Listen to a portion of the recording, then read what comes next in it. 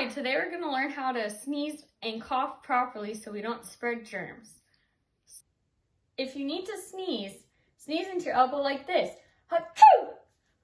Or if you have access to a tissue, sneeze into the tissue. Achoo!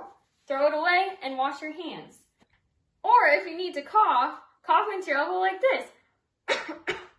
So that way you prevent the spread of germs.